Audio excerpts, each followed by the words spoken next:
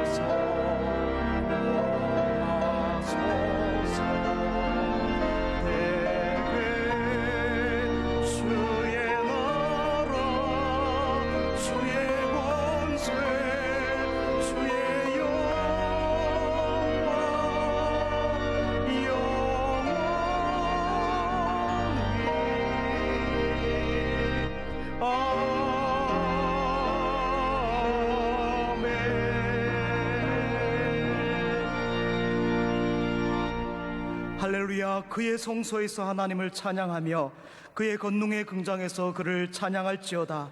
호흡이 있는 자마다 여호와를 찬양할지어다. 아멘.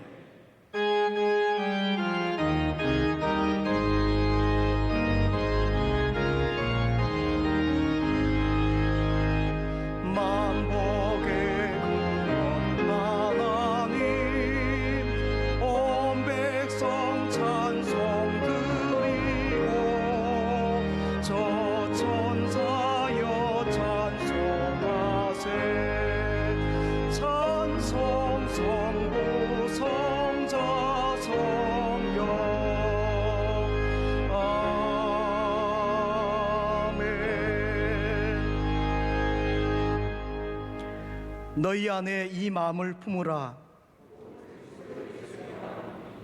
그는 근본 하나님의 본체시나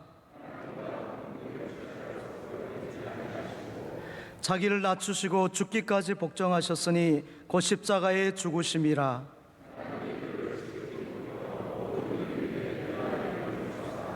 모든 입으로 예수 그리스도를 주라 시인하여 하나님 아버지께 영광을 돌리게 하셨느니라. 아멘. 지난 한 주간의 삶을 돌아보며 조용히 감사와 참회의 기도를 드리겠습니다.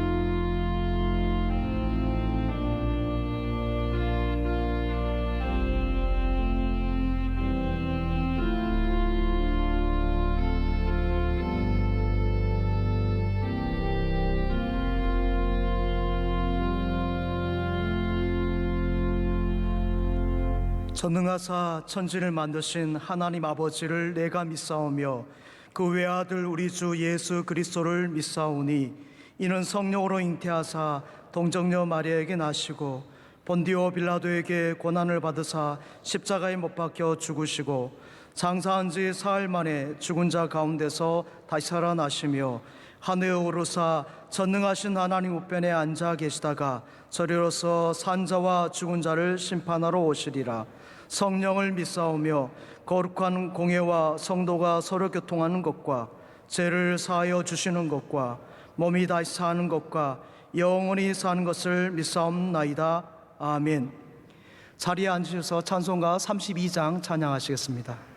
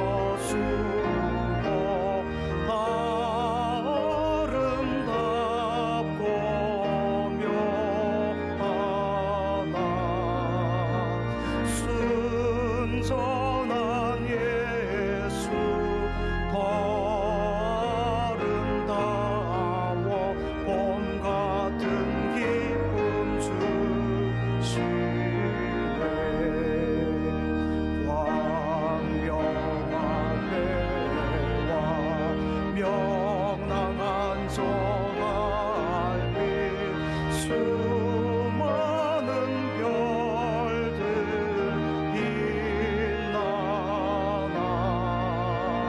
주 예수 빛은 더 찬란하여 참 비교할 수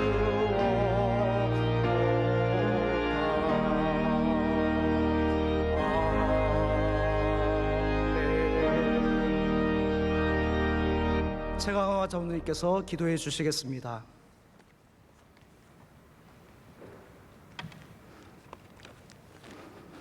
빛과 진리로 충만하신 하나님 아버지, 오늘도 저희를 은혜와 평강으로 비추어 주심을 감사드립니다. 이 시간 복된 주일을 맞이하여 소망을 안고 모여든 저희들에게 새 생명과 새 희망을 불어넣어 주시옵소서. 용서를 베푸시는 하나님 아버지, 주님의 거룩하심에 흠집을 내면서 살았던 저의 과오를 고백하오니 용서하여 주옵소서. 하나님 아버지, 이 나라 이 민족을 불쌍히 여기사 긍휼을 베풀어 주시고 대통령과 위정자들이 하나님을 경외하게 하시고 기도와 믿음으로 국정을 잘 다스려 그 어느 때보다도 위중한 안보를 더욱 든든하게 세워주시고 정치, 경제, 외교, 사회가 속히 안정되게 하옵소서. 그리하여 기본과 원칙에 바로 선 대한민국 자유민주주의를 수호하는 온전한 나라가 되게 하옵소서. 하나님 아버지, 특별히 주님의 보혈 위에 세워주신 우리 명성교회를 위해서 기도합니다. 성령의 역사가 뜨겁고 강하게 일어나게 하시고 부흥발전 성장하는 교회가 되게 하옵소서. 코로나19 전염병이 속히 소멸되게 하시고 모든 성도들이 성전에 나와 예배드릴 수 있는 영광의 그날이 속히 오게 하옵소서. 원로 목사님 비전 선교 사역이 아름답고 빛나는 사역이 되게 하시고 가시는 곳마다 많은 수확 열매 거두어 하나님께 영광이 되게 하옵소서. 담임 목사님 영육간에 강건함 주셔서 주님의 몸된 교회와 양무리를 위하여 맡은 바 책임을 감당하시는데 조금도 부족함이 없도록 도와주시옵소서. 성령 충만함을 더하여 주옵소서. 세계 각지에서 복음 전파를 위하여 힘쓰시는 선교사님들 주어진 사역 잘 감당하시도록 축복하여 주옵소서. 추수감사절과 40+1 창립기념 음악회도 기도로 잘 준비케 하셔서 축복의 잔치가 되어 하나님께 영광 올리게 하옵소서. 단위에 서시는 담임 목사님을 성령의 능력으로 붙드시고 선포하시는 말씀을 통해서 은혜와 축복받게 하옵소서. 이 예배를 기쁘게 흠양해 주실 것을 믿사옵고 살아 역사하시는 예수 그리스도의 이름으로 감사하며 기도드리옵나이다. 아멘.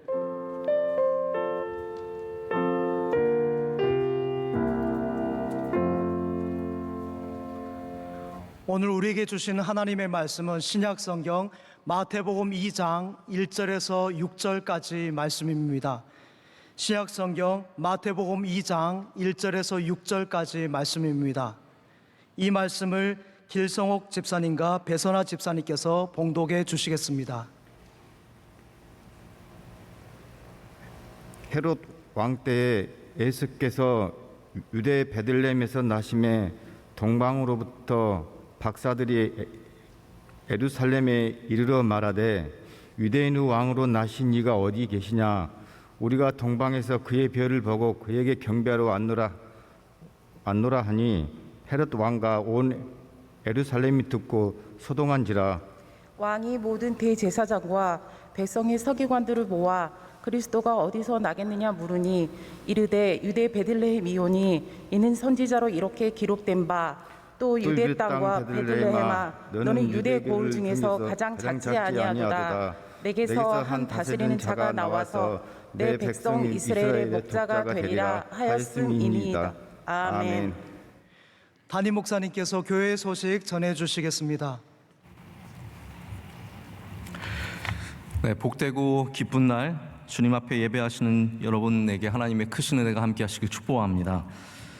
추수감사절 광고부터 잠시 말씀을 드리겠습니다. 이번 10월 마지막 주일은 우리 항상 그렇게 섬겨왔듯이 추수감사절로 섬깁니다. 이번에 주제는 다시 감사입니다. 우리 작년에 이어서 올해도 계속해서 여러 가지로 제한된 그런 상황이지만 하나님께서 우리가 열심히 감사할 때 분명히 영광을 받으실 줄로 믿습니다. 그래서 우리 마음의 감사도 참 좋지만 이번 추수감사절은 어쨌든 우리 모든 교인들이 조금이라도 참여하는 추수감사절이 되기를 원합니다. 사실 국밥 드시는 것도 참여예요. 할렐루야. 설교 분위기가 되는데요. 국밥을 드셔도 참여하는 겁니다. 그래서 그냥 집에서 받아서 드시는 것보다는 교회에 오셔서 우리 국밥을 나눠드리면 포장해서 가셔서 이렇게 드셔도 참 좋겠다라는 그런 생각을 해서 준비하고 있고요. 또 우리가 하나님께 감사를 드릴 여러 가지 방법들이 있습니다. 기도의 감사, 또 감사를 나누는 것들도 많이 있지만 참여하는 감사를 저희가 이번에 집중적으로 준비를 하고 있습니다.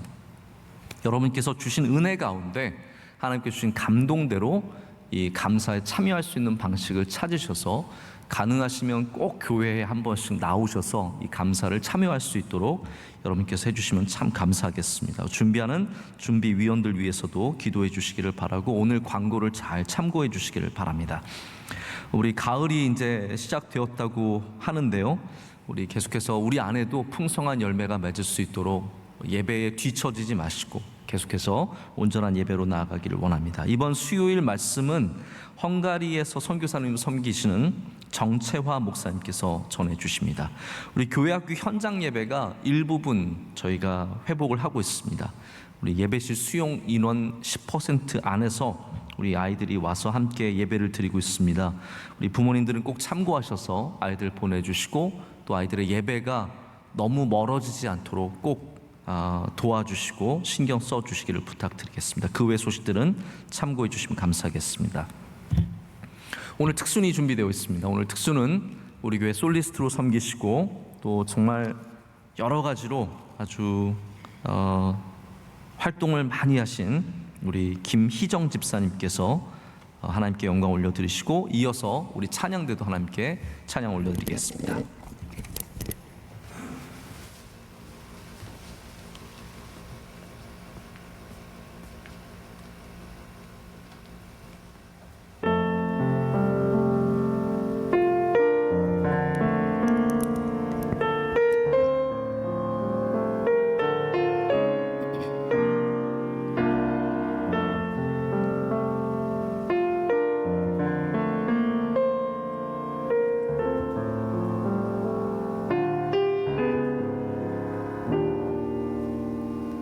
나를 지으신 이가 하나님, 나를 부르신 이가 하나님, 나를 보내신 이도 하나님, 나의 나른 것은 다 하나님 은혜라. 달려갈 길 나가도록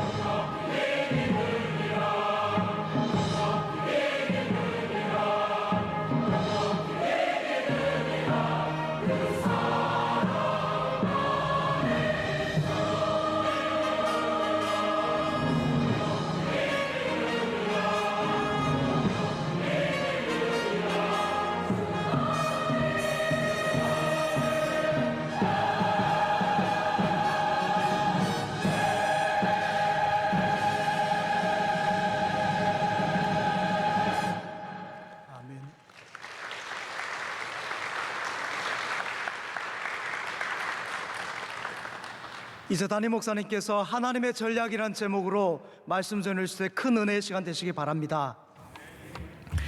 네, 특순과 우리 찬양대 찬양 통해서 우리에게도 은혜가 되었고 하나님께도 큰 영광이 된 줄로 믿습니다. 저는 오늘 말씀을 통해서 하나님의 뜻이 이 땅 가운데 이루어지는 그 놀라운 역사 가운데 모든 곳에 하나님의 계획과 하나님의 전략이 있다는 그런 말씀을 좀 여러분과 나누고자 합니다. 우리나라 근래 영화 중에서 가장 세계적으로 성공한 영화는 아마 기생충일 것입니다. 저도 보지는 못했고 아마 여러분들 중에서도 많은 분들이 보시지 못했을 텐데 그 안에는 굉장히 유명한 대사 하나가 있습니다. 그 아버지 되는 송강호라는 배우가 그 아들에게 뭐라고 얘기하냐면요, 너는 다 계획이 있구나, 이렇게 말하는 그런 장면이 있습니다. 이게 굉장히 매체들이 많이 보여주는 그런 영상이고 또 밈 현상이 되어서 많은 사람들이 따라했습니다.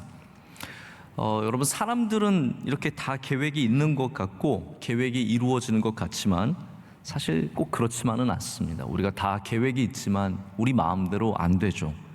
그러나 저희가 이것을 믿음으로 고백할 때는 정말로 하나님에게는 다 계획이 있으신 것을 저희가 믿게 되고 고백하게 됩니다. 하나님께서는 우리 인간과 다르게 뜻하신 모든 것들이 이루어지시게 하는 능력을 갖고 계십니다.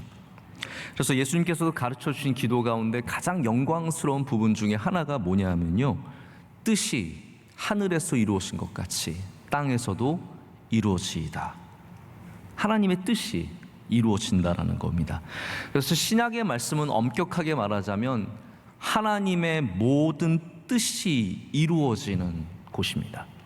하나님께서 계획하셨던, 하나님께서 준비하셨던 모든 계획들과 뜻이 이 땅 가운데 이루어지는 것을 기록한 것이 신약 성경이라고 말할 수 있습니다. 오늘 말씀에도 예수님의 탄생이 이 베들레헴이라고 하는 다윗의 동네에서 이루어지고 있는 것을 보여주고 있습니다. 근데 이 말씀이 보여주는 것은 또 다른 면으로 보자면 하나님의 뜻이 이루어지는 것을 보여주는 거죠. 이제 많은 분들이 예수님의 탄생에 대한 본문은 성탄절 때 듣잖아요. 그래서 오늘 아마 여러분이 성탄절 느낌이 좀 나실 거예요. 예수님의 탄생을 이야기하니까. 하지만 예수님의 탄생의 이야기 속에서, 아니 예수님의 삶의 모든 곳에서 우리는 공통점 하나를 찾을 수 있습니다. 그것은 뭐냐면 하나님의 계획이 있었다는 것이고 그 계획이 이 땅 가운데 이루어졌다라는 겁니다. 그래서 마태복음 1장과 2장에도 선지자로 하신 말씀을 이루려 하셨다라는 그러한 기록이 4번이나 등장합니다. 그러니까 모든 예수님의 시작에는 하나님께서 이미 선지자로 말씀하신 것을 이루려고 하시는 하나님의 뜻이 있었다라는 거죠. 성경을 사실 보면은 모든 곳에서 이런 하나님의 계획과 하나님의 뜻이 이루어지는 것을 증거하고 있습니다. 마태복음 5장 18절에 예수님께서 이렇게 말씀하십니다. 진실로 너희에게 이르노니 천지가 없어지기 전에는 율법의 1.1획도 결코 없어지지 아니하고 다 이루리라. 시편 33편 11절에는 여호와의 계획은 영원히 서고 그의 생각은 대대에 이르리로다 라고 말합니다. 욥이 하나님을 마침내 만나게 되었을 때 욥이 뭐라고 말했을까요? 42장이 욥이 하나님을 만나는 장면인데요, 거기서 이렇게 욥은 2절의 고백을 합니다. 주께서는 못하실 일이 없사오며 무슨 계획이든지 못 이루실 것이 없는 줄 아오니 라고 고백을 하죠. 우리의 구원도 하나님의 계획 속에 있음을 저희는 알게 됩니다. 여러분이 그냥 여러분의 의지대로 하나님을 믿은 것이 아니라 다 우리는 하나님의 계획 속에서 이루어진, 구원이 이루어진 주님의 백성들입니다. 그래서 에베소서 1장 11절에는 이런 말씀이 있습니다. 모든 일을 그의 뜻의 결정대로 일하시는 이의 계획을 따라 우리가 예정을 입어 그 안에서 기업이 되었으니. 할렐루야. 여러분, 이 말씀들이 얼마나 다 귀한 말씀들입니까? 우리 기업들마다 최고의 인재들을 채용하고 어마어마한 천문학적인 금액을 들여서 투자를 하고 미래를 준비합니다. 하지만 기업의 계획대로 되는 게 별로 없습니다. 운동의 최고의 전문가들이라고 하는 분들이, 코치들이 모여서 시합을 준비하지만 그분들이 계획한 대로 게임이 흘러가지 않습니다. 우리도 시험을 준비할 때 이게 나올 거야 라고 열심히 준비하지만 우리가 준비한 대로 다 되지 않습니다. 저는 이제 다양한 책들을 가끔씩 보면서 이분들이 정말로 학자들이 맞나라고 생각할 때가 있어요. 예를 들어서 이런 겁니다. 소위 말해서 미래학자라는 분들이 있습니다. 참 다양한 직종이 존재합니다. 미래학자. 이분들은 미래를 많이 전망을 내놓습니다. 이런 일이 생길 것이다. 이렇게 변할 것이다. 근데 제가 보면 다 틀려요. 미래학자들처럼 잘 틀리는 사람들이 없습니다. 근데 그 중에 하나가 걸려서 맞으면 마치 자신이 미래를 정말 예언했던 것처럼 그렇게 행동을 하죠. 하지만 하나님은 우리와 전적으로 다른 존재십니다. 하나님은 뜻하신 모든 것들이 이루어지십니다. 하나님의 계획은 실패하지 않으며 하나님의 계획은 선하시며, 할렐루야, 하나님의 뜻은 반드시 이루어집니다. 그래서 오늘 말씀은 하나님의 모든 계획 중에서 가장 중요한 계획, 바로 우리 인간을 구원하시는 계획을 예수 그리스도를 통해서 이루시는 일들의 시작을 보여주고 있습니다. 하나님은 지금도 우리 가운데 역사하시죠. 그리고 그 역사의 중심에는 왜 역사하시느냐? 바로 우리로 하여금 예수님을 구주로 믿고 영접하게 하기 위해서 하나님은 지금도 끊임없이 일하시고 역사하신다는 겁니다. 바로 그 하나님의 전략을 우리는 예수님의 탄생을 통해서 볼 수 있습니다. 예수님은 2000년 전 유대 땅 베들레헴의 한 마구간에 오셨습니다. 하나님께서 독생자 예수 그리스도를 이 땅에 보내시면서 메시아가 어떠한 분이신지를 보여주기를 원하셨어요.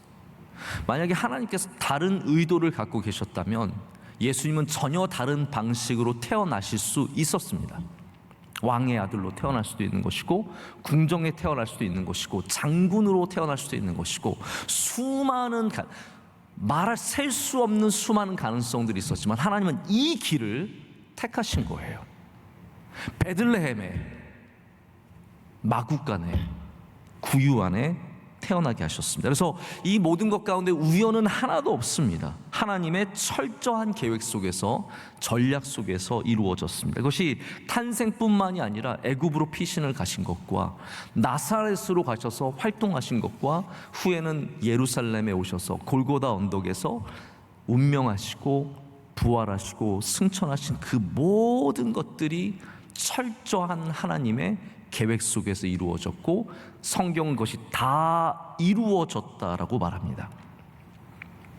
가이사 아구스토가 호적을 하라고 명령을 내립니다. 로마가 이제 너희들 집안을 다 조사하겠다는 거죠. 너희 고향 동네 가서 호적을 등록하라라고 했을 때 만삭인 요셉과 마리아가 이 정말 어려운 때에, 원래 여행도 여러분 임신했을 때 8개월 이상 되면 하지 말라고 가능하면 조언을 합니다. 근데 이 큰 배를 갖고 여기 베들레헴까지 내려오게 된 겁니다. 근데 베들레헴까지 왔는데 머물 곳이 없어요. 하나님 참 매정하시지 않습니까? 하나님의 아들이 이 땅에 태어나는데 머물 곳이 없다니요. 근데 하나님은 철저하게 그것을 계획하셨습니다.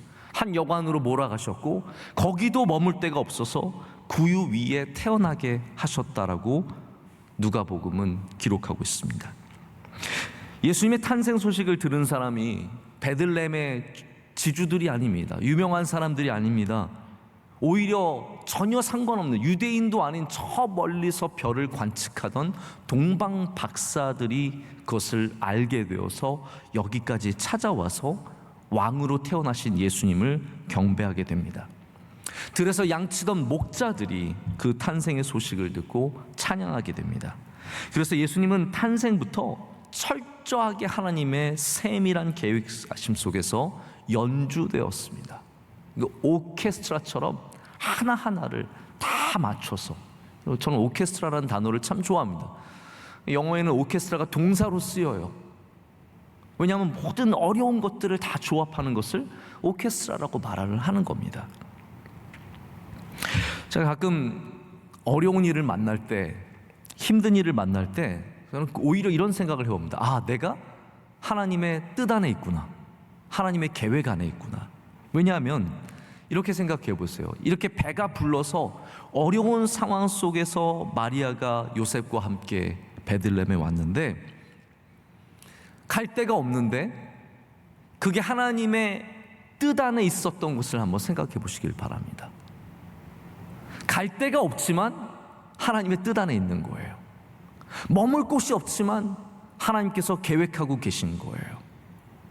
아이를 구유해 낳아야 하는데 그게 하나님의 계획이었다라는 거죠. 그러니까 우리는 좋은 일을 만날 때도 하나님의 계획이 있음을 믿어야 하지만 어려운 일을 만날 때도 하나님의 계획 속에 있다는 것을 믿어야 된다라는 겁니다. 우리가 베들레헴에 다다를 때 나를 위해서 좋은 집이 기다리고 있으면 하나님이 날 이걸 계획해 줬구나, 그렇게 고백할 수 있죠. 그러나 베들레헴에 도착했을 때 아무데도 갈 데가 없어도 하나님이 나를 계획해 주셨구나, 고백할 수 있어야 된다라는 겁니다. 제가 예전에 유학생을 섬기던 시절이 있었거든요. 그때는 이 낯선 땅 미국에 오는 유학생들이 정말 처음에 와서 기댈 데도 없고 말도 잘 안 통하고 그러면 저희가 이제 저희 집에서 몇 주 동안, 길게는 한 달 넘게 이렇게 지내면서 돌봐줬던 적이 있었습니다. 제일 어려운 게 뭐냐면요, 집을 구하는 일이에요. 이 집주인에게 잘 보여서 집을 얻어야 하는데 결코 쉬운 일이 아니죠. 외국인이 와서 영어도 잘 못하는데 집을 빌려달라고 하면 이게 신용이 있어야 빌려주는데 참 어려운 겁니다. 그런 일들을 도와줄 때 답답해하는 거죠. 금방 집이 안 잡히니까 저희한테도 미안해 하면서 어려워하는 겁니다. 제가 그때마다 꼭 해줬던 이야기가 있습니다.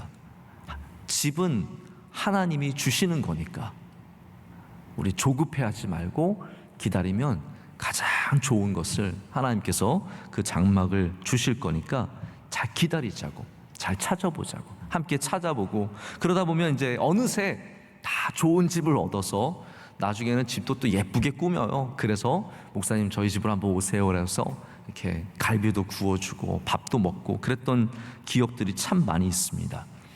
여러분, 없을 때가 있어요. 내가 원했던 것을 만나지 못할 때가 있지만 우리는 분명히 고백해야 합니다. 그것마저도 하나님의 계획 속에 있다라는 것이죠.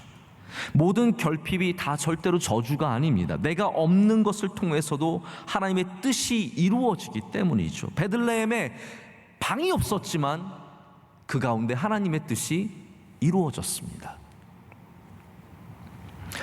예수님은 하나님의 아들이시고 온 땅의 왕으로 오셨는데 머물 곳이 없어서 구유에 태어나셨다는 거죠. 여러분, 이 말씀은 지금도 머물 곳이 없는 이 땅의 수많은 사람들에게 위로가 되고 하나님의 아들이 온 땅의 왕이신 예수님이 머물 곳이 없으셨다는 것이 우리에게 위로가 되고 또한 그 가운데도 하나님께서 역사하신다는 것이 우리에게 힘이 되는 줄로 믿습니다. 우리가 하나님의 전략에 대해서 이런 고백을 할 수 있어야 되는데 그게 뭐냐면요, 하나님의 전략은 항상 좋습니다 라는 고백을 할 수 있어야 합니다. 하나님의 전략은 우리 인간의 전략과는 비교할 수 없는 절대적인 수준의 차이가 있습니다. 요즘에 어제가 한글날이었는데 제가 영어 표현을 써서 죄송하지만 뭐라고 말하냐면 이거를 another level이라고 말해요. 우리랑 레벨이 완전히 다르신 거예요. 그래서 제가 참 좋아하는 말씀이기도 한데 이사야 55장 8절과 9절에는 이런 말씀이 있어요. 이는 내 생각이 너희의 생각과 다르며 내 길은 너희의 길과 다름이니라. 여호와의 말씀이니라. 이는 하늘이 땅에서 높음같이 내 길은 너희의 길보다 높으며 내 생각은 너희의 생각보다 높음이니라. 아멘. 자, 보십시오. another level이잖아요. 더 위에 계신 거예요. 오늘 말씀도 너의 길보다 높으며 너의 생각보다 높다라고 말씀하세요. 이건 뭐냐면 어떤 말씀이냐면 하나님은 위에서 모든 것을 다 보고 계신다는 뜻이에요. 우린 요만큼밖에 볼 수 없지만 하나님께서는 처음부터 끝까지 이미 다 보고 계시는 거예요. 그래서 하나님이 그 가운데 주시는 계획과 전략은 반드시 좋은 것이라는 겁니다. 우리가 볼 수 없는 것들을 보시고 우리가 생각할 수 없는 것들을 생각하시는 분이 하나님이십니다. 우리 인생의 모든 곳에 전략이 사실 필요합니다. 마라톤만 전략이 필요한 게 아닙니다. 100m 달리기도, 세계적인 선수들은 40초 안에 들어오지 않습니까? 100m 달리기도 전략이 필요합니다. 야구를 예를 들자면, 야구를 우리가 보통 투수 노름이다라고 말할 정도로 투수의 영향력이 굉장히 큽니다. 근데 투수가 아무리 공을 잘 던지는 투수라고 할지라도 자기 마음대로 공을 다 던지지 않습니다. 투수는 절대적으로 포수와 호흡을 맞춰야 합니다. 전략적으로 던져야 합니다. 그래서 공을 100개 던졌으면 100개 다 전략을 갖고 던진 겁니다. 나는 이번에는 왼쪽에 아래로 보내겠다. 이번에는 오른쪽 위로 보내겠다. 이번엔 커브다. 이번에는 직구다. 이번엔 슬라이더다. 끊임없이 모든 하나하나를 전략을 갖고 던지는 겁니다. 160km를 던진다고 해도 자기 마음대로 던져서는 안 됩니다. 전략이 없으면 그대로 얻어맞게 되어 있습니다. 그래서 우리가 내가 160km 던진다고 내 마음대로 던지면 안 됩니다. 그리스도인들은 하나님을 봐야 합니다. 하나님을 보고 하나님의 계획과 하나님의 전략을 따르면 거기에 은혜가 있는 것이죠.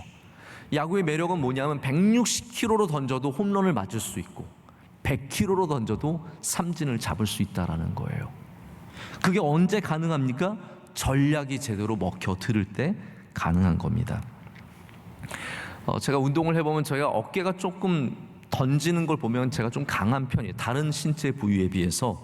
저는 제가 투수를 했으면 굉장히 잘하지 않았을까라는 스스로 생각을 하고, 한 번은 어느 게임하는 곳에 있는 속도를 재주는 곳이 있더라고요. 그래서 저희 아이들도 마침 갔길래 제가 좀 자랑을 하고 싶었어요. 아빠가 이 정도야. 그래서 제가 가서 공을 딱 들고 정말 젖먹던 힘을 다해서 어마어마하게 던졌거든요. 제가 봐도 너무 빨라요. 야, 이거는 정말 아무도 못 칠 것 같은. 근데 98km 나오더라고요. 저는 한 120 정도 나올 줄 알았어요. 근데 우리 여러분 일반 아마추어들은 아무리 세게 던져도 100km 넘기가 정말로 힘들다고 합니다. 겸손해지십시오. 여러분이 160km 던질 수 없습니다. 우리는 누구를 봐야 합니까? 하나님을 봐야 합니다. 하나님을 봐야 우리의 약한 공으로도 승리할 수 있게 되는 겁니다. 하나님의 계획은 항상 옳고 항상 바르고 항상 선하게 우리를 인도하실 줄로 믿습니다. 여러분, 그걸 우리가 은혜라고 부르는 거거든요.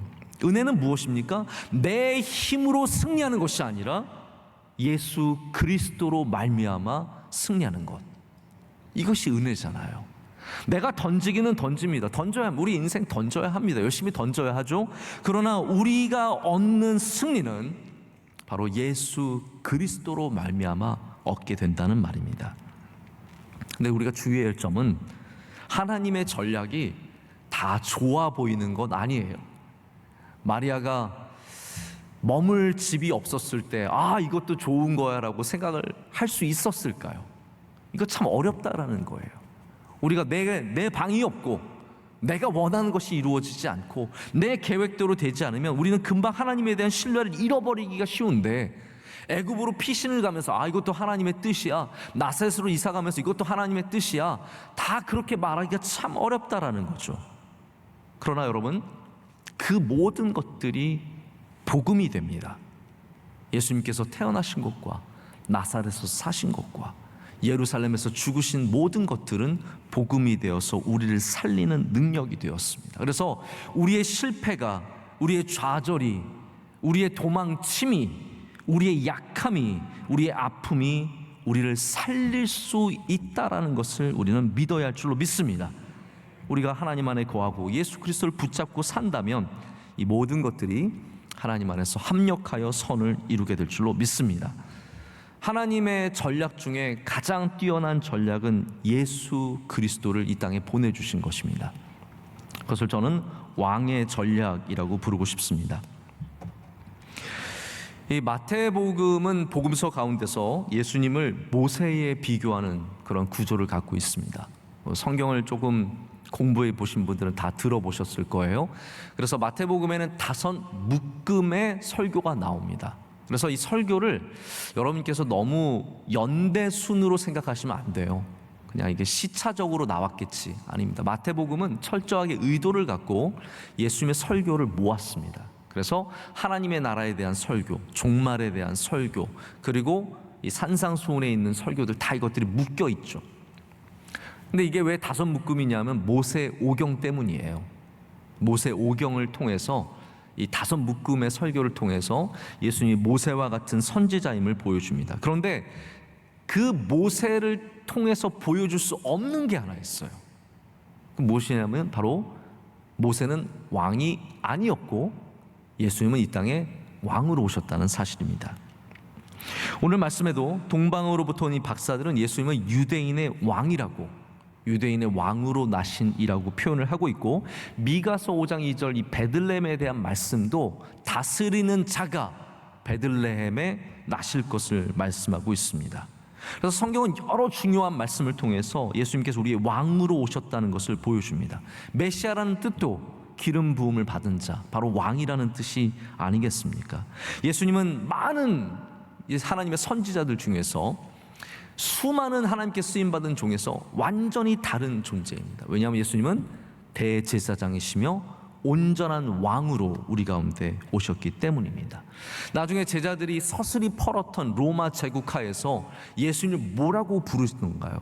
예수님을 주라고 부르죠. 퀴리오스라고 부르는데 그 퀴리오스는 오직 황제에게만, 로마의 시저에게만 부를 수 있는 호칭이었습니다. 그런데 제자들은 죽음을 무릅쓰고 예수님을 왕으로 부르는 거예요. 나의 주 퀴리오스라고 부르는 겁니다. 여러분, 우리는 이 시대를 살아가면서 예수님을 정말로 왕으로 부르고 왕으로 섬기고 있습니까? 제가 2주 전부터 저녁 예배 때 사사기 말씀을 전하고 있습니다. 아마 낮 예배를 이렇게 들으시는 분들, 낮 예배만 들으시는 분들은 저녁 예배에 어떤 말씀이 있는지 잘 모르실 거예요.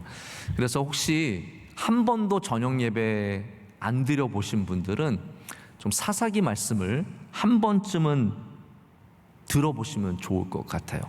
제가 뭐 제 설교가 좋아서 이런 말씀을 드리는 게 아니라, 물론 좋기도 하죠.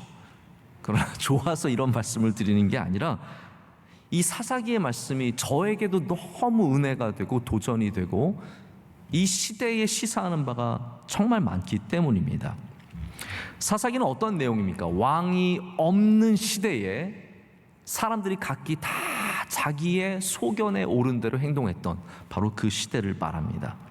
왕이 없었는데 왕이 없으면 점점 좋아지느냐? 아니었다라는 거죠. 내가 좋은 대로 살아가면 점점 행복해지느냐? 아니었다는 겁니다. 사사기가 보여주는 것은 왕이 없는 시대에, 내 맘대로 살았던 시대에 점점 나락으로 떨어지는 모습을 보여줍니다. 그래서 온니엘에서 시작했던 사사가 마지막에 단지파 삼손이 되는데 최악의 상황까지 바닥으로 떨어지는 것을 사사기는 보여주고 있습니다. 궁극적으로는 다윗이 왕이 됨으로써 이 사사기 시대의 우상을 섬기는 가나안을 닮았던 모습들이 고쳐지지만, 우리는 사사기를 어떻게 봅니까? 사사기의 우리의 진정한 주제는 뭐냐면 예수님이 우리의 왕이 되셔야 한다는 겁니다. 예수님이 우리의 왕이 되셔야 우리가 내 소견에 오른 대로 살아가는 이것들, 가나안을 닮아가는 것들을 버리고 왕의 다스림을 받는 백성으로서 복된 삶을 살 수 있다는 겁니다. 여러분, 기독교의 메시지는 분명합니다. 내 마음대로 사는 것이 아니라 예수님을 믿는 믿음으로 살아야 된다는 거예요. 이거는 세상적인 가치가 아무리 변해도 절대로 타협할 수 없는 이야기입니다. 네가 원하는 대로 살면 행복해가 아닙니다. 우리는 예수님을 따라가야 행복한다는 것을 믿는 것이죠. 예수님이 왕 되신 삶을 살아야 합니다. 벌써 출간된 지 꽤 지난 책이지만 아직도 저의 서재에서 밀려나지 않고 자리를 잡고 있는 책 한 권이 있습니다. 스콧 맥나이트라는 교수님이 쓰신 왕의 복음이라는 제목의 책이에요. 우리나라에도 뭐 왕의 재정, 뭐 이런 왕에 대한 말씀들이 나오는데 조금 핀트가 다르죠. 여기 왕의 복음이라는 책의 주제는 어떤 이야기냐면 이런 거예요. 우리가 예수님을 믿을 때 구원을 받는 것이 목적이 되다 보니까 복음을 구원받는 도구로 전락시켰다라는 겁니다. 이게 좀 표현이 참 애매모호하긴 한데요. 여러분, 복음은 능력이 있잖아요. 할렐루야. 복음은 귀한 겁니다. 근데 그냥 구원받기 위한 사형리처럼 어떤 공식으로 만들어 버렸다라는 거예요. 저는 여기에 정말 100% 동의합니다. 여러분, 복음은 그냥 구원받는 것으로 끝나서는 안 됩니다. 우리의 삶의 기준이 되어야 하고 삶을 이끌어가는 힘이 되어야 합니다. 그러기 위해서는 무엇을 회복해야 되냐면 바로 예수님께서 우리의 왕 되심을 회복해야 한다라고 이 저자는 주장을 하는 겁니다. 그래서 그냥 구원받는 삶을 살아갈 뿐만 아니라 우리는 이 예수 그리스도를 우리의 삶의 왕으로 삼고 주님의 다스림을 받는 자, 주님의 인도하심을 받는 자, 주님의 백성으로 살아가야 한다고 말하고 있습니다. 오늘 저는 다시 한번 이 말씀을 통해서 하나님께서 우리에게 왕을 보내주셨다는 것을 우리가 꼭 기억하기를 원합니다. 그것이 하나님의 전략이고 하나님의 계획일 때, 그럼 우리는 예수님 무엇으로 섬겨야겠습니까? 왕으로 섬겨야 된다라는 거예요. 왕으로 믿는 자가 참된 주님의 백성이 될 줄로 믿습니다. 제가 마지막 전략 하나만 더 말씀을 드리고자 합니다. 하나님의 마지막 전략, 이 베들레헴의 탄생을 통해서 우리에게 보여주신 마지막 전략은 겸손의 전략입니다. 겸손의 전략. 제가 이 말씀을 처음에 한 3주 정도 전에 이 말씀을 묵상하기 시작하면서 준비했던 게 있어요. 제가 이번 주까지 계속해서 준비했던 내용은 어떤 거였냐면 예수님께서 각각 활동하신 장소를 제가 많이 묵상을 했습니다. 베들레헴에 태어나셨고 나사렛에서 활동하셨잖아요. 그리고 예루살렘에서 예수님께서 골고다 언덕에서 운명하셨습니다. 그럼 이 세 가지 장소가 정말로 중요한 장소라면 하나님께서 이 각각의 장소에 어떠한 전략을 갖고 계셨는지를 여러분과 좀 풍성하게 나누고 싶었는데 말씀을 준비하다 보니까 제가 시간이 도저히 나머지 두 개는 다룰 수 있는 시간이 없어서 제가 그냥 베들레헴만 오늘 말씀을 드리게 된 거예요. 그런데 이 세 장소에 공통점이 있습니다. 베들레헴과 나사렛과 예루살렘의 공통점은 뭐냐면요, 겸손이라는 겁니다. 하나님께서는 예수님을 왕으로 보내주셨는데 너무나 모순되게 가장 작은 미가서에서 말씀하듯이 베들레헴아 너는 작지 아니하도다. 근데 왜 작지 않냐고 말하냐면 왕이 다스리는 자가 나와서 작지 않다는 말이죠. 사실은 작다라는 말이에요. 베들레헴은 우리가 갈 일이 없는 도시입니다. 예수님이 태어나시지 않았다면 우리의 관심의 대상이 될 수 없는 도시지만 하나님께서는 베들레헴에 예수님을 태어나게 하셨습니다. 나사렛은 많은 사람들이 뭐라고 얘기했습니까? 나사렛에서 무슨 선한 곳이 날 수 있겠느냐. 여러분, 우리는 좋은 동네 가서 사는 걸 원해요. 남들이 알아주지도 못하는 저기서 무슨 너 거기 왜 아직도 왜 거기 살아, 이런 곳에 살고 싶지 않다는 거죠. 근데 하나님께서는 너무나 의도적으로 계획 속에서 예수님을 나사렛에 살게 하셨어요. 나사렛에서 활동하게 하셨어요. 종교인들이 다 모이는 예루살렘이 아니라 그냥 시골 사람들 사는 나사렛에서 살게 하셨다는 거죠. 하나님의 전략 속에는 끊임없이 겸손이라는 것이 들어가 있습니다. 예수님께서 예루살렘에 들어가실 때 하나님은 나귀, 그것도 나귀의 새끼를 타고 겸손한 왕으로 입성하게 하십니다. 이 모든 것에는 겸손이라는 주제가 깔려 있습니다. 하나님께서 이 땅을 다스리실 때 우리를 얼마나 힘으로 압도하실 수 있으시겠습니까? 하나님께서 마음만 먹으시면요, 정부든 군대든 너무나 쉽게 정리하실 수 있고 힘으로도 다 정복하실 수 있겠지만 하나님은 절대로 우리를 힘으로 누리지 않으셨습니다. 하나님은 겸손으로 우리를 섬겨주셨죠. 그것이 하나님의 전략입니다. 하나님의 계획입니다. 하나님은 처음부터 끝까지 우리를 힘으로 누리지 아니하시고 겸손으로 사랑하시고 섬겨주셨습니다. 그렇다면 우리도 우리의 삶의 중요한 전략으로서 겸손히 자리 잡아야 한다는 겁니다. 할렐루야.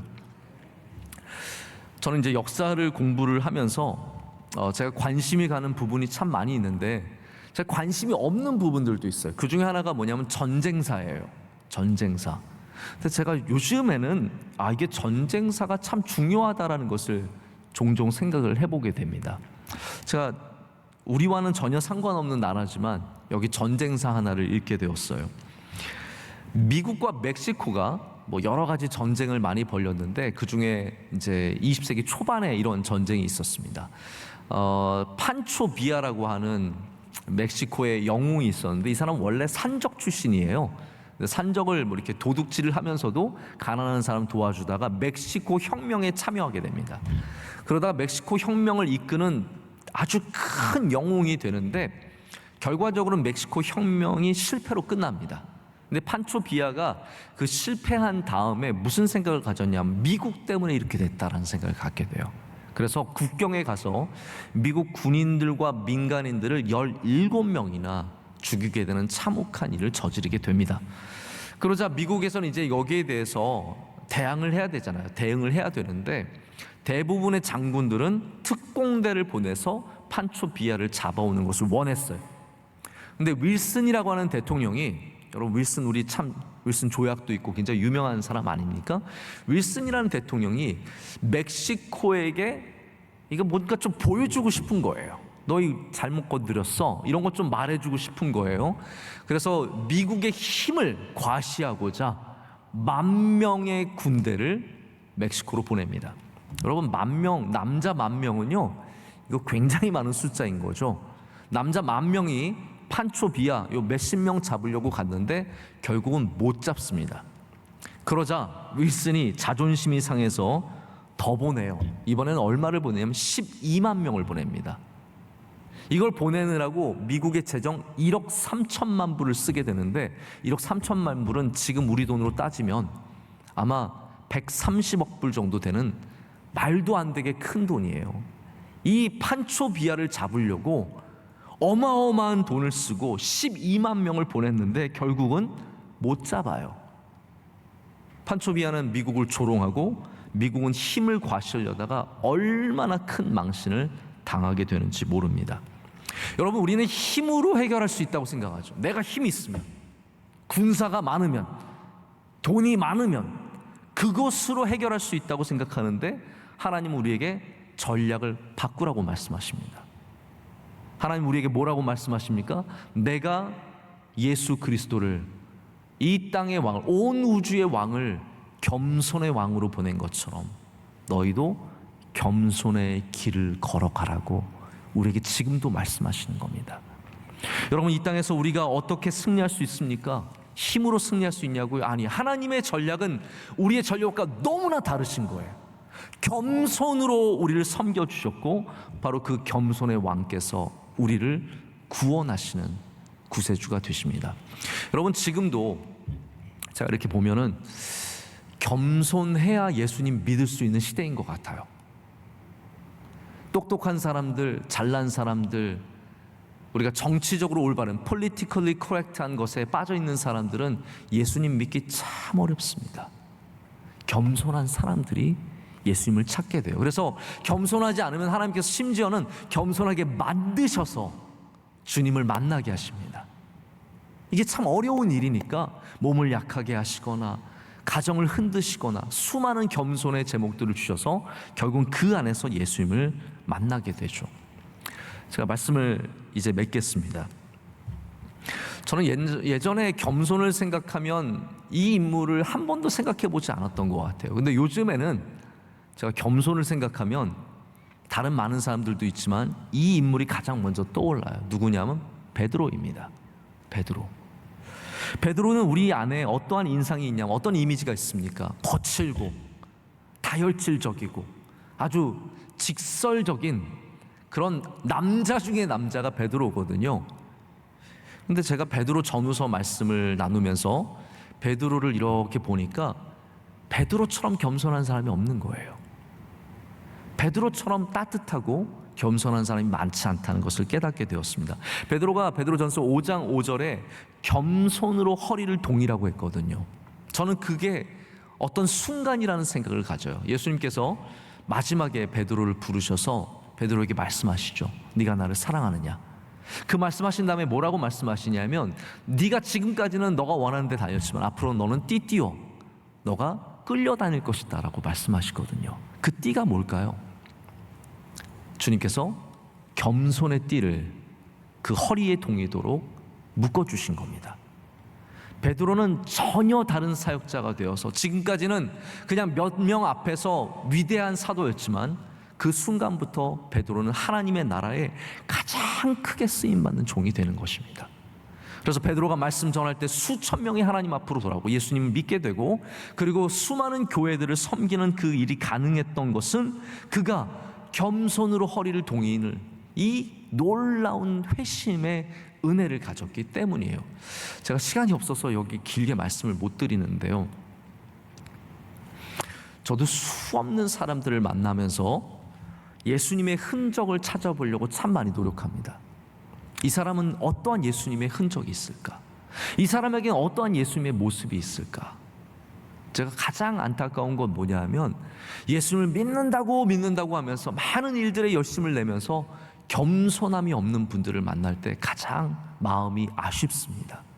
저분이 겸손으로 허리만 동여도 정말 귀한 하나님의 종이 될 텐데 라는 마음을 가질 때가 참 많습니다. 여러분, 겸손이 유일한 회심의 증거는 아니지만 가장 중요한 증거가 될 수 있다라는 거예요. 우리가 왜 겸손을 귀하게 여깁니까? 하나님께서 겸손을 귀하게 여기시기 때문에 우리도 겸손의 전략을 가져야 할 줄로 믿습니다. 여러분, 자녀들에게도 겸손의 전략을 취하십시오. 부모님들에게도 겸손의 전략을 취하십시오. 교회도 선교와 교육과 이 모든 것에 겸손의 전략이 있어야 그 교회가 살아서 역사하시는 예수님을 똑바로 믿는 교회의 증거를 갖게 되는 줄로 믿습니다. 여러분 안에 오늘 하나님의 계획이 다시 한번 이루어지는 역사가 있으시길 축복합니다. 하나님의 계획을 신뢰하시길 축복합니다. 베들레헴에 아무 갈데 없을 때에도 하나님은 계획을 갖고 계십니다. 그 계획을 신뢰하는 자마다 주님의 놀라운 역사를 만나게 될 줄로 믿습니다. 기도하시겠습니다. 하나님 아버지, 감사합니다. 오늘 우리에게 말씀하여 주시고 또 우리에게 역사하여 주시니 감사합니다. 하나님, 우리의 삶에도 하나님의 계획이 있는 줄로 믿습니다. 수술을 받을 때에도 하나님의 계획이 있고, 연약해질 때도 하나님의 계획이 있고, 잘 될 때도 하나님의 계획이 있음을 분명하게 믿으며 그때마다 더욱더 우리의 왕 되신 예수 그리스도를 똑바로 붙잡고 겸손히 나아가게 하여 주시옵소서. 주님의 계획을 신뢰하며 우리를 사랑하시는 예수 그리스도의 이름으로 기도드립니다.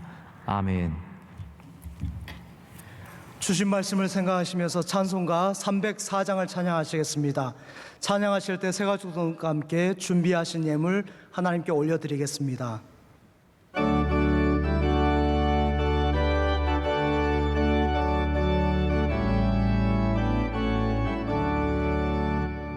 크신 하나님의 사랑 말로 다 영영 못하네.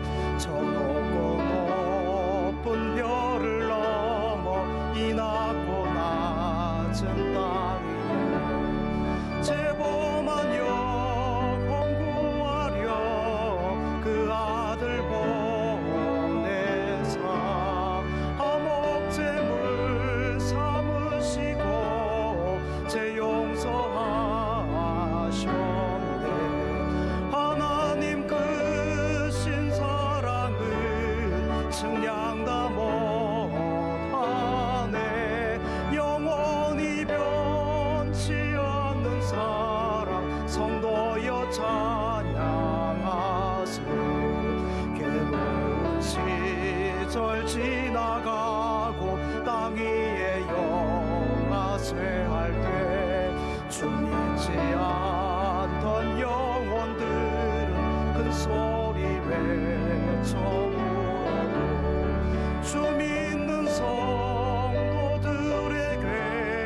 큰 사랑 베푸사 우리의 죄 사했으니 그 은혜 잊을까.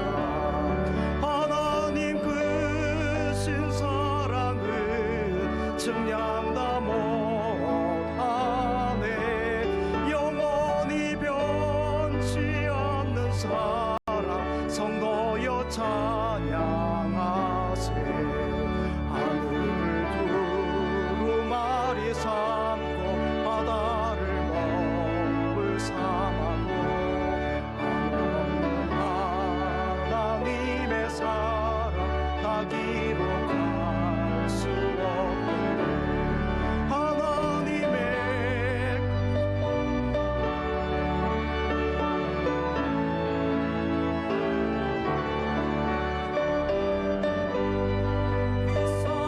비싸도 채우지 못하네. 하나님 크신 사랑은 측량다 못하네. 영원히 변치 않는 사랑 성도여 찬양하세.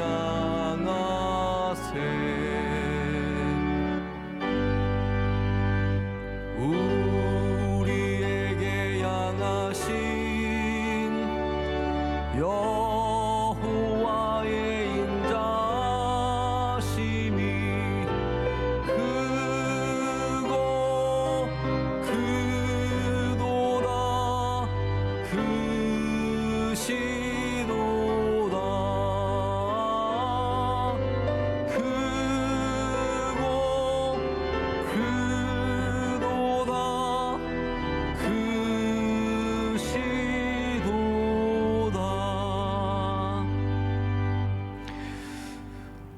전능하신 하나님 아버지, 주님께 모든 감사와 영광을 올려드립니다.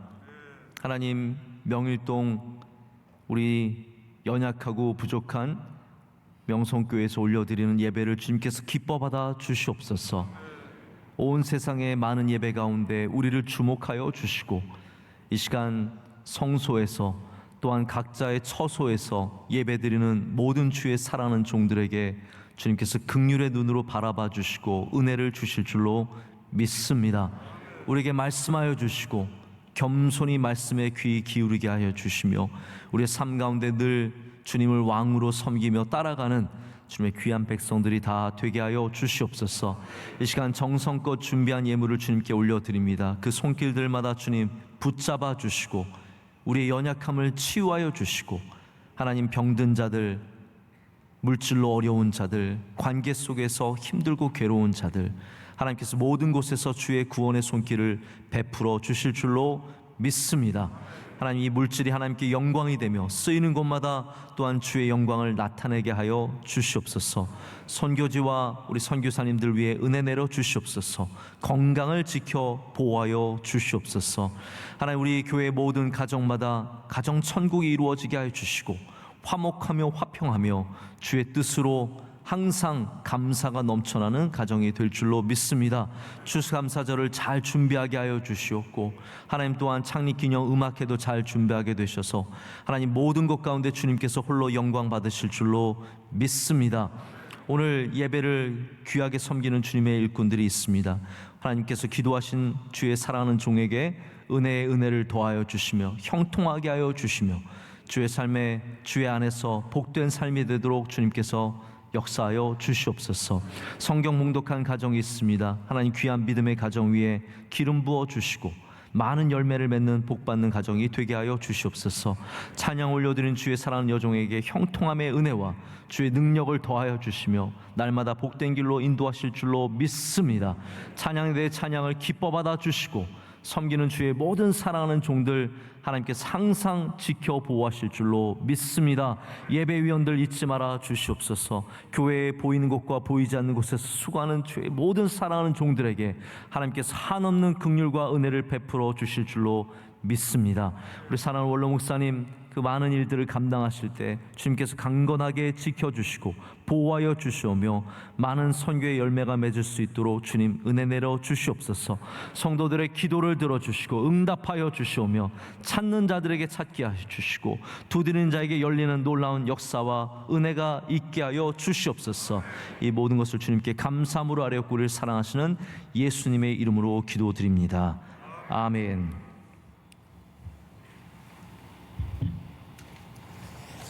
오늘 3부 예배 다시 한번 참석하신 모든 성도 여러분들 감사하고 축복합니다. 오늘 특순으로 주님께 영광을 올려드린 우리 김희정 집사님 큰 은혜를 받았습니다. 앞으로 하시는 모든 일들 가운데 주님께서 은혜 주실 줄로 믿습니다. 우리 박수로 축복하겠습니다. 감사합니다. 네, 많이 받았습니다. 감사합니다. 찬양대에 큰 은혜 받았습니다. 사랑합니다. 축복합니다. 박수하겠습니다. 감사합니다. 감사합니다. 우리 옆에 분들과 인사하실까요? 인사하실 때 하나님의 계획을 신뢰합니다. 서로 인사하시겠습니다. 하나님의 계획을 신뢰합니다.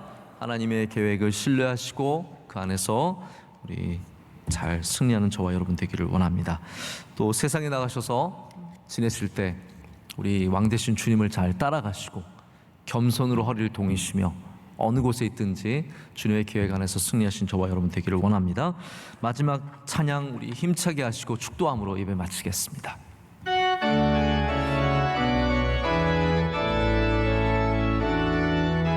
주님 우리를 통해 계획하시니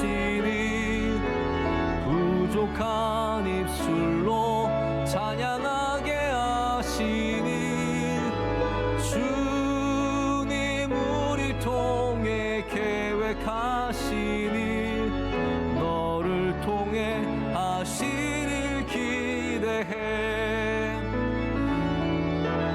주님 우리를 통해 계획하시니 부족한 입술로 찬양하게 하시니 주님 우리를 통해 계획하시니 우리를 통해 하시를 기대해. 하나님 아버지, 주님의 뜻을 기대하며 나갑니다. 주님의 계획과 주님의 모든 일들이 우리 삶 가운데 이루어지게 하여 주시옵소서. 이제는 우리 주 예수 그리스도의 크신 은혜와 하나님 아버지의 영원하시고 변함없으신 사랑과 성령님의 함께하시며 인도하심이 주의 계획을 신뢰하며 주의 계획을 의지하며 나아가는 주의 모든 사랑하는 성도들에게 이제로부터 영원토록 함께하시기를 간절히 축원하옵나이다. 아멘.